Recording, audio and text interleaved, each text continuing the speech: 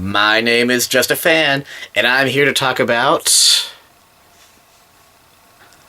A Quiet Place. I'm willing to bet that most reviews are going to start like that. Am I wrong?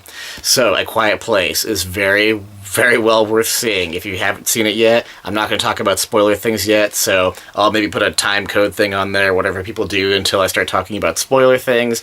But seriously, go see it. It was great. I liked most of it. And I should say this too, I was particularly excited for it because I am a language person. So when I saw a trailer, it was a long time ago too. I had this weird experience where I saw a trailer for this a long time ago, and then when it came out, it was like, wow, it hasn't come out yet kind of thing. It's been so long and it's still not out. So when I did see it though, a long time ago, I was like, oh, sign language, this is going to be great. I'm a huge language person. I love watching sign language. I love using sign language, the little bit I know. I love using all kinds of languages and learning them. So for me, as a person excited for this movie, I had good expectations going into it, and it just looked well done. You know, we were watching other trailers before the movie began, and there's some where I can just I say to myself, that looks well done, or that does not look well done. And by the way, speaking of trailers, how many Mission Impossible movies can they possibly do? I've only seen one of them, but geez, why is this still happening? That's besides the point. So, A Quiet Place, without spoiling anything, it is darn good. It really, so it's a horror movie, right? It's a PG-13, I think, horror movie. I would say that it earns its scares and its you know, tension moments quite well, and there's quite a few of the tension moments. It's a pretty good, intense movie that makes the viewer fret for what's going to happen. And again, without saying anything spoilery specific, you might be on the edge of your seat the whole time, and there might be other people who, you know, some people are going to react more scared than other people. Some people are going to be more susceptible to the tension and to the jump scare types of things than others, but you could very well easily be a person who is just way into it and totally loving it. And even if you're not that engaged with the movie because maybe you're not much of a horror movie person or whatever, it's still a movie where it's hard to deny that the characters are in serious situations that they seriously need to figure out how to get out of, and you do care enough about the characters to want them to succeed. Drama, you know, is created by characters that we like, who we want to see succeed through a situation that they're in, and this one pretty much has it. I'll say this, I guess. The movie's doing great. It's awesome. I'd say it's up here, and sort of in not even the last third, the last 20 or 15% of this movie, it takes a little bit of a dip. So there's a few situations character-wise where I thought that the movie takes a dip with near the end of the movie, but it doesn't dive nearly as much as in a big nosedive where I would say at any point that it's a bad movie. The ending, just wait for spoilers for the ending. I don't even know what to say about that right now. Gosh, this movie's really good. I'm glad that the trailer showed what it showed. The trailer, I only saw one trailer for it. If I would see a commercial or something, I actually honestly don't pay much attention to those just because I want to see a trailer once. I don't want to look at any spoilers. I don't want to look at any reviews. I don't want to look at any synopsises. I don't want to look at anybody's comments about the trailer, and that's what I do. There's my favorite movie reviewers have done their review of this movie already, and I've avoided watching it until I can do my recordings, and that way, right after that, I can watch it. But for now, I just have to say that I was glad the trailer showed what it showed. It was good to see people using sign language and having to be quiet and worrying about making noise. It just set it up perfectly. That's the great setup. And I gotta say this. I often respect movies that know what they want to be, and I would say this is one of those movies that knows what it wants to be. It's kind of hard to explain what I mean by that. It's kind of like those movies where the tone shifts or the dialogue doesn't fit the music or the scene or the setting or the characters. It's those awkward moments in movies where the viewer says they get thrown out of the movie and they say, "What was that? Why was that in there?" And there could be clever things in movies that make viewers do that, and there could be, you know, movies that just don't know what they want to be. So I kind of worry sometimes if a horror movie, because there's a lot of horror movies out there that don't seem to really know what they want to be, this one has it where it counts though, for sure. It knows what it wants to be, and it does it well. I should probably talk about the movie, right? It had great structure, it had good characters that we could recognize, we could maybe not identify with, but identify their situation and how they feel in the situation for the most part.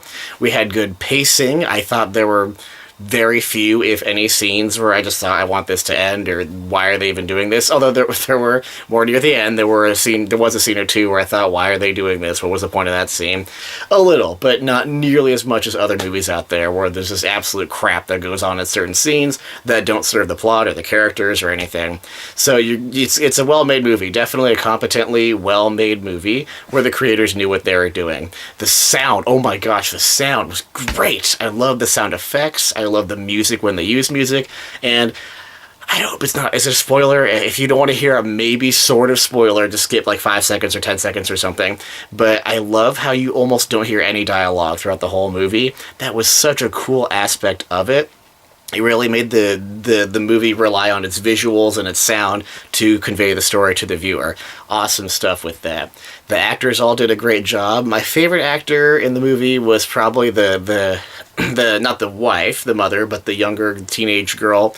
I thought she was a really great actress. I hope I can see her again in other things because I like her facial expressions. I like the way she conveys emotion, non-verbally and verbally. Technically, sign language is a form of verbal communication. Some people don't seem to know that, but verbal communication does count as sign language, or ASL, or whatever other sign language you use. There's all kinds all over the world.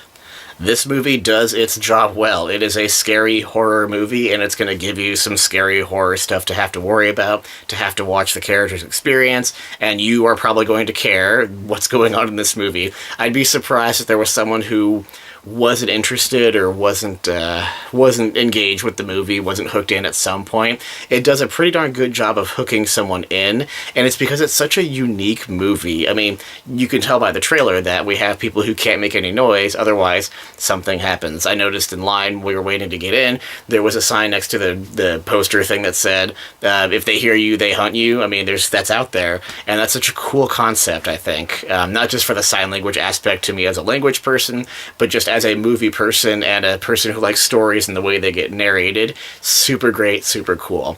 I'm going to move closer to the spoiler section, so this isn't a super spoiler yet, but it will change how you see the beginning of the movie if you know this. But I will say the beginning of the movie, it's pretty good. It has that concept of you don't really know what's going on. You don't know any of the characters' names at first. You don't know where they are or what they're doing and where they are. They're in a grocery store.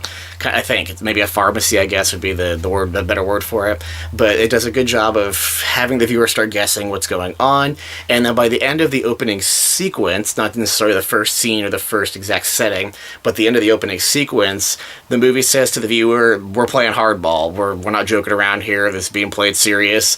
And it's kind of like, I mean, this has already happened.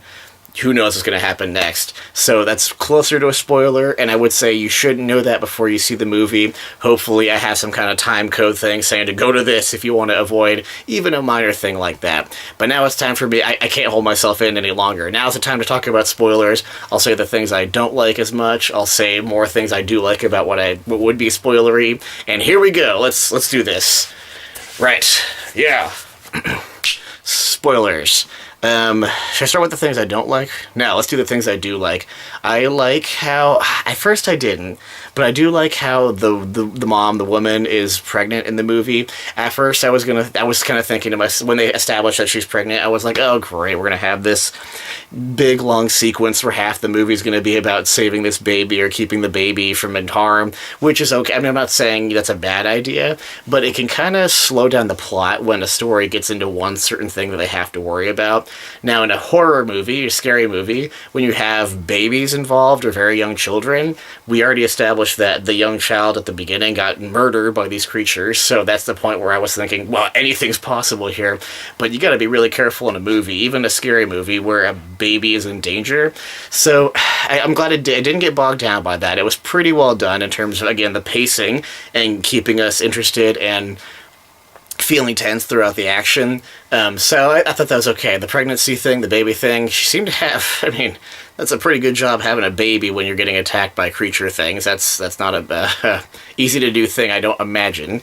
So maybe it was unrealistic in terms of someone who is used to delivering babies and watching that and saying, wow, that went way smoother than it should have, but I'm okay with that part.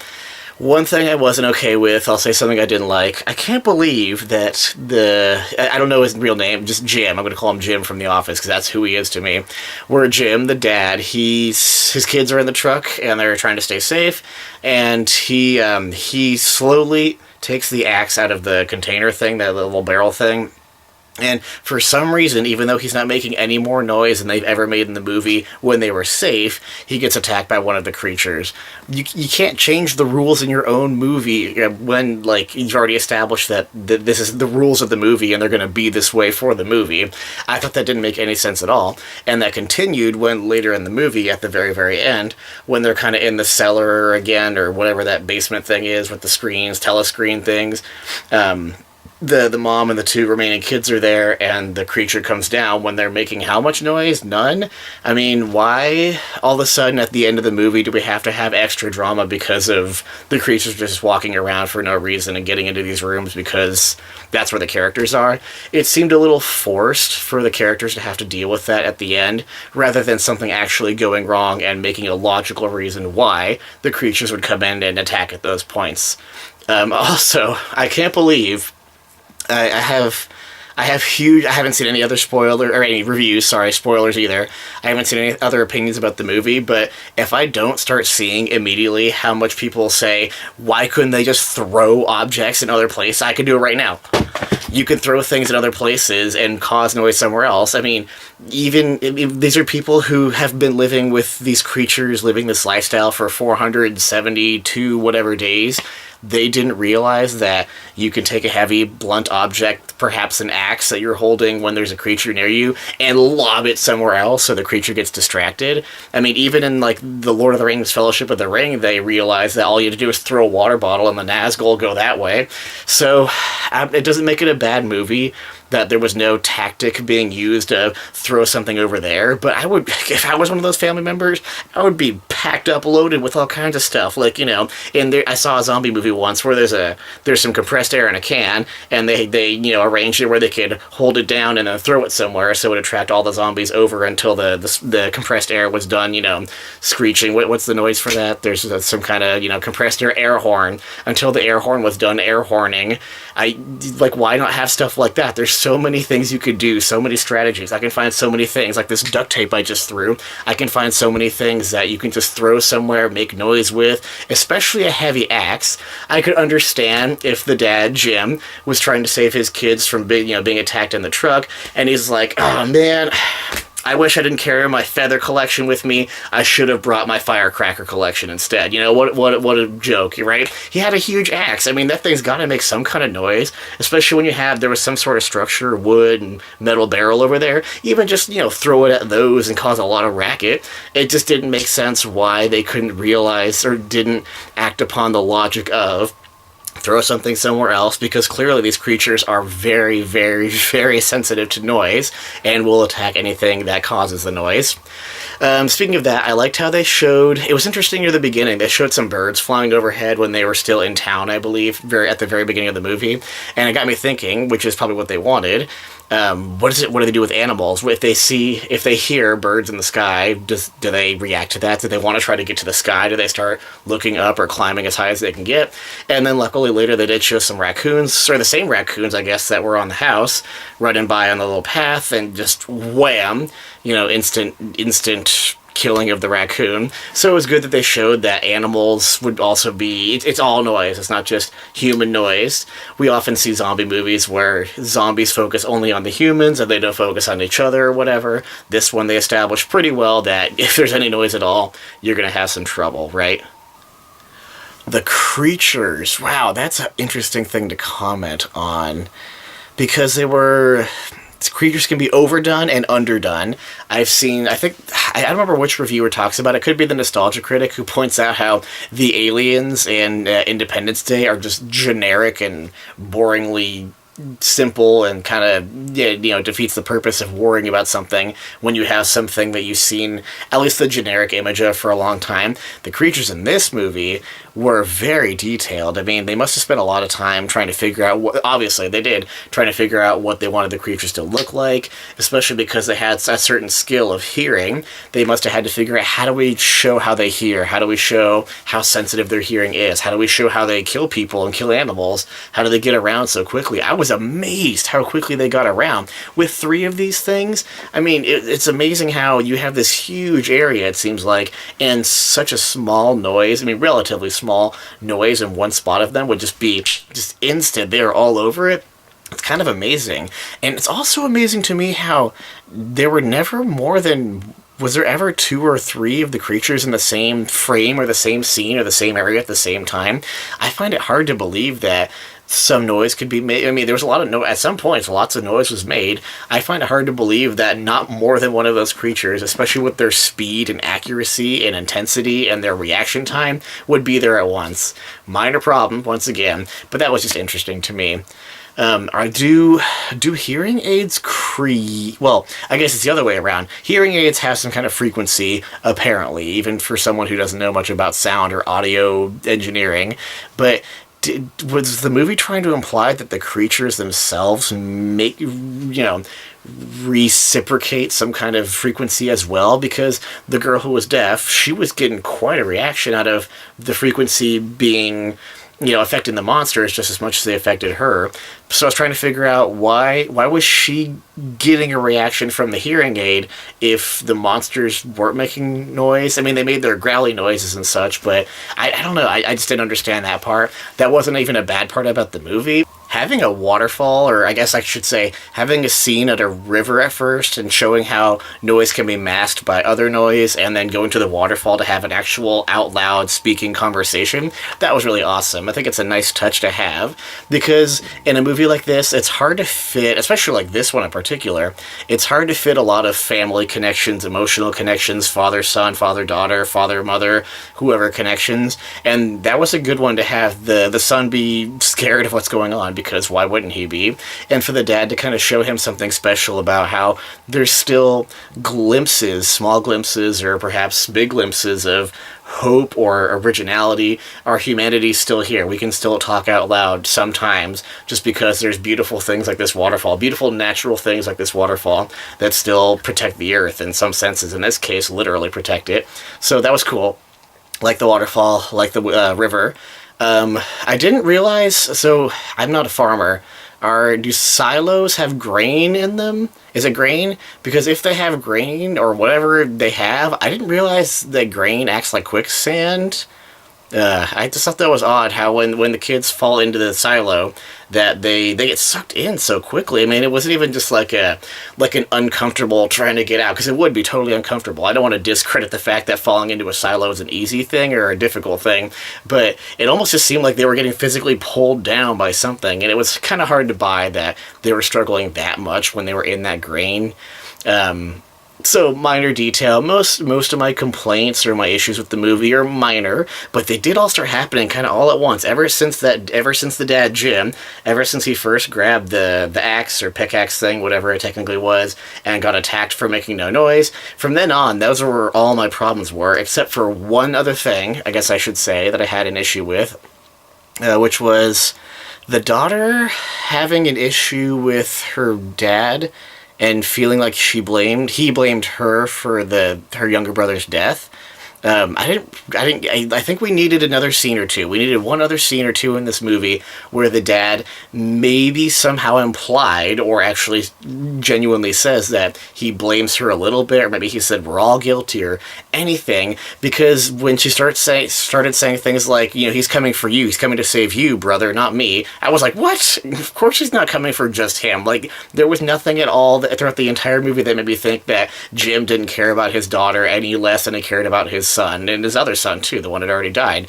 That was kind of weak. And again, if we had a scene or two in there to give us reason to believe that she would think that, then that's fine. It just wasn't there.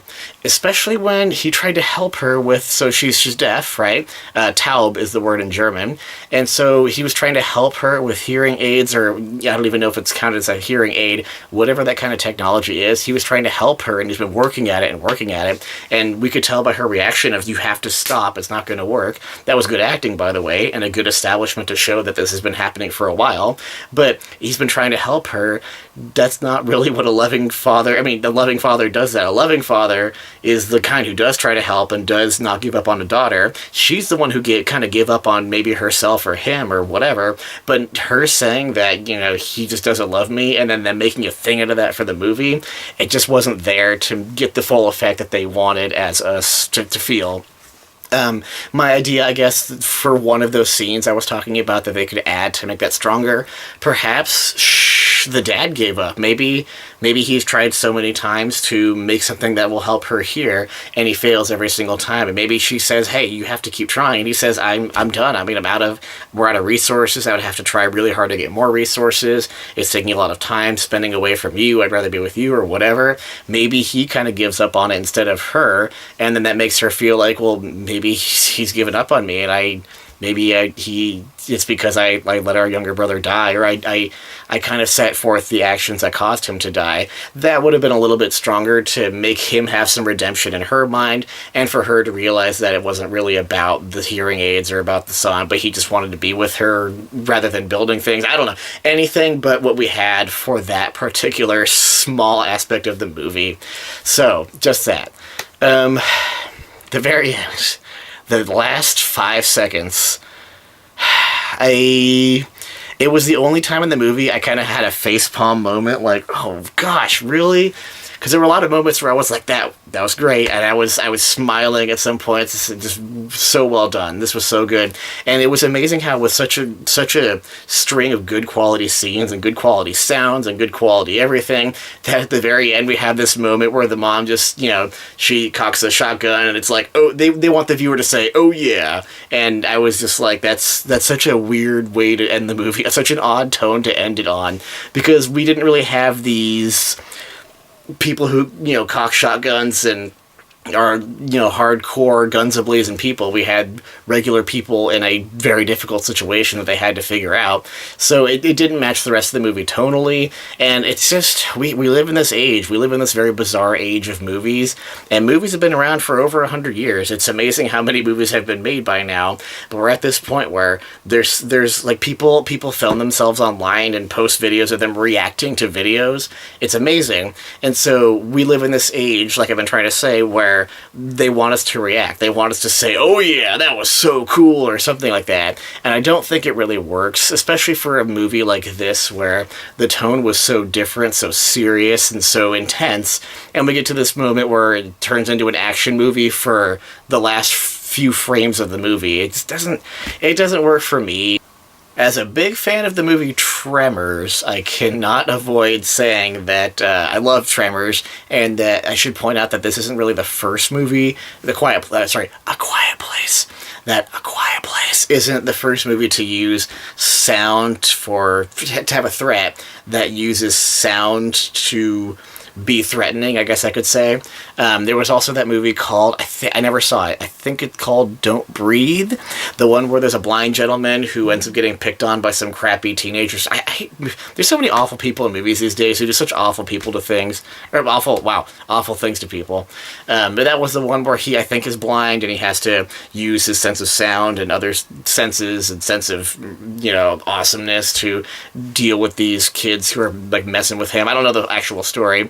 So this isn't the first movie to have sound have such a profound importance on the story, but it seems to be the most serious one that I've seen. I mean, clearly the Don't Breathe one's a serious movie. Tremors is, half the point of Tremors is to be hilariously, awesomely funny, and to have Kevin Bacon and Fred Ward be hilariously great together, as well as Michael Gross. I mean, they're all Reba McEntire. Great movie. Tremors is the best.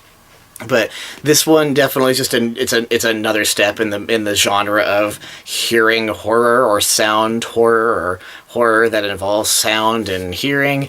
It's great though. It has it where it counts. I have no problem with saying that it's another one of those, but the way it does what it does is just awesome. There's plenty of movies out there where they have obviously good endings, scary movies, horror movies, where the ending is just kind of like the helicopter on the radio says, we're coming, you're going to be saved, or whatever, and everything's going to be fine. And there's other movies out there where just everybody dies, and it's a sad ending, or it's just a tragic ending of no kind of sign of happiness or hope, and it's just kind of all over, and you're left as a viewer at the theater, at home, just thinking, oh, they're all gone. And so that happens a lot. Both of those things happen a lot. There's plenty of movies that end with the super tragic ending where everyone dies or something. Maybe they don't all die, but one of them's left suffering or something like that. And there's the kind of movie where everything turns out okay for the remaining people. Both of those are okay, but the fact that we saw something totally different here for A Quiet Place was such an awesome idea. Because we don't know. I mean, how many more creatures are there going to be in the whole world? I mean, you got to think, with 3, I thought that was so odd. With 3 creatures, and I'm glad they didn't give them names. I'm glad all we have to call them is creatures. That was really good. It's amazing how there's only 3, yet it seems like most of, at least all the society we can see is just completely post-apocalyptic, right? There's no cars, there's no sound, there's nothing. It's hard to believe that with all the guns we have in the world, all the military, and clearly that the government and public knew about these creatures because they were printing newspapers about it and stories. Maybe they killed most of them. I guess we could assume maybe that most of the creatures on Earth, if there were ever more than 3, were killed off. But at some point, there was a big struggle for the humans, and they eventually lost control of their military, control of everything else, and there were 3 creatures left. Maybe that's how it happened. But I guess it's hard for me to believe that it's such a post-apocalyptic world, so to speak. I mean, at least established as if. I mean, it's one of those cut-off movies. It's like they can't go anywhere, they can't contact anyone. Well, they're trying to contact people, but the ones they try to contact aren't there. It's just hard to believe. I guess I would talk about this too. Say this briefly. There's a fire. They light a fire on the top of the silo, I guess, or whatever that thing was. And there were other fires that were lit, a few distances away. It's always funny in movies how when someone lights a fire to signal somebody else, how quickly the other one gets signaled as if they're all waiting there. Maybe there is a certain time of day that all those people who were in all those dwellings, wherever those were, maybe they did establish, hey, at 9 o'clock every night, everyone be ready to do your fire. That's fine. I just find it hard to believe that, I guess, because what they do, I guess, is to say we're still alive over here, we're still here, and that's cool. I'm glad that they do that. It's a nice touch, but it's weird how when they did that at the end of the movie, the son and the daughter, there was nobody else, and it's like, so these people have been living, I mean, all these people, not just the ones that we see as the viewer, but all these other people have been dealing with these creatures for 470 some days, and then on that same day, they all start having this much trouble. It just seems a little too dramatic, cinematic-y to make it much more, I guess dramatic is the right word for the viewer, and I didn't really buy that. With how down to earth, is that a weird thing to say? With how down to earth the movie was anyway, I couldn't really buy something so illogical or so hard to believe like that, but still a minor problem. That's the scene with the older gentleman who apparently had lost his wife or whatever loved one that was. They showed the person's body right below them, and you could tell, I could immediately tell he's going to scream. He's done. He went through something horrible and horrific, and some viewers would say, I don't blame him for saying that. I want to get this over with and scream and just let them take me. As soon as I saw that happen, I said, he's screaming, and I was hoping a little bit and kind of expecting that he would say, like, you guys go. I don't want you to be a part of this. I'm done, but I can clearly see that you guys aren't done, so please go, or whatever. But it was interesting how the viewer had to deal with the fact that he was going to scream, and our characters are right there, and it was just good. That was a good scene, and it's something that's hard to predict. There's so many horror movies out there that are so predictable, and this one had some predictable scenes, but this was the right kind of predictable. It did everything the way it should have done it for what it was trying to do. It kind of harkens back to what I think about how movies that know what they want to do and set out to do it, that makes it okay. Some people say that they don't like certain movies because they're predictable, and that's fair. I don't want to say they're wrong for doing that. And this one, you probably could predict a few of the things that do happen, but you got to be quick, by the way. I mean, you don't get a lot of time when you see that older gentleman before he starts screaming. A little bit, yes, but you don't get a lot of time. Same with when the daughter kind of runs away is the best thing I can say it for. At least she doesn't tell her mom where she's going. But when she, starts packing stuff up and she takes something hidden in wrapped in a cloth, I immediately thought, oh, that's going to be the space shuttle that the kid had. And of course it was, but it was revealed, 2 minutes later. So there's things that you could predict, but that were not a problem when you got it right because it didn't ruin anything. And even if you got it wrong, that's a good thing then, because then the movie's acting at least slightly unpredictably. And for the most part, it was, even predictable or not, it was at least viable, believable, understandable, except for the stupid thing where Jim, the dad, has to make no noise, but he still gets attacked by the creature, and when they're in the basement down there making no noise, but they still get attacked. I didn't buy that at all. So, wow. I like this movie. It was really fun. I did not do Just a Fan Gets 10 Minutes because I definitely knew I would have more than 10 minutes worth of stuff to say about it. I highly recommend that anybody go see it, and if you even watch this and you haven't seen it yet, you spoiled it all for yourself, at least from my perspective, my own review of spoiling, still go see it because the visuals are fantastic, the sound is even better than fantastic. I'm huge into the way people use soundtracks and music and sound effects to create atmosphere and to make things more dramatic and to help tell a story. I love that, and this movie is what that's all about. It's great stuff, and even as a person who I've taken a year of college level sign language, as someone who has a sign language interest and has a little bit of experience with it, I like everything I do with that. Just to recap that. In the beginning of the movie, I like how they established that the daughter who's deaf is deaf, and they didn't do it by saying she's deaf. They did it through the sound, and that was a cool aspect of the movie. It was only through the sound of what you got to hear as a viewer in the movie theater that you could tell that she couldn't hear anything. But when it focused on other characters, when there were other characters in the frame, or they were the ones who were leading the scene or having dialogue, you could hear things, you could hear the air almost kind of thing. So the sound was just very well done. Whoever did the sound design, I mean, I don't pay attention to movie awards and things, but I would expect that there's going to be at least some nominations for the sound direction or the sound creation or the sound application for this movie, because it was quite good, I thought. Even though there were some parts where the sound was very jarring in the movie theater, almost to a point of annoyance, because they had great jump scare times. There were a lot of things where it was just, if you're going to do jump scares, that's the way to do it. But some of them were almost annoyingly loud in the theater, and that could be just because it's the theater itself and they have loudspeakers. I don't know. But either way, sound great, visuals quite good, characters pretty good, scenes almost great. Scenes almost all perfect. And I would like to stop talking because I want to go look at what other people are saying about the movie. I really don't look at any spoilers, any opinions anybody has, even comments on the trailers, like I said. And so I'm just, all I have is myself in my head and my experience of what I had with the movie. And I feel like I've shared just about everything I can think of to share. If you have any questions about pieces of the movie that I didn't talk about yet, please ask me. I'd be glad to hear it. You can always comment on my videos, or you can always contact or email contactjustafan@gmail.com. I see that email multiple times a day, so if you want to ask me anything there. Maybe you thought that the sound direction was horrible and that I'm completely crazy for not realizing how dumb the sound was. That's all possible. But I do hope you watch the movie. Even if you have watched this, you have watched someone else's review, or you have read about it, you spoiled it for yourself, but you haven't seen it, you gotta see it. It's just absolutely worth it. It's a lot of fun for a good PG-13 scary horror movie. I'm gonna recommend it to anybody else who hasn't seen it yet. Thank you for watching this review and joining me on my review of A Quiet Place.